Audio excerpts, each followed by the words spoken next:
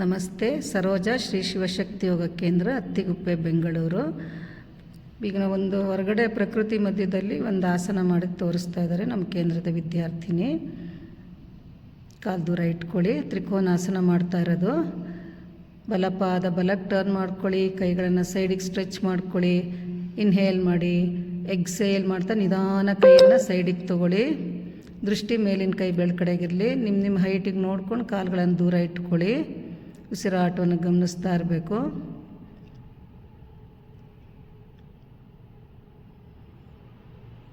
ನಿಧಾನ ಮೇಲಕ್ಕೆ ಬನ್ನಿ. ಬಲಪಾದ ಒಳಗೆ ತಗೊಳ್ಳಿ. ಎಡಪಾದ ಎಡಕ್ಕೆ ಟರ್ನ್ ಮಾಡ್ಕೊಳ್ಳಿ.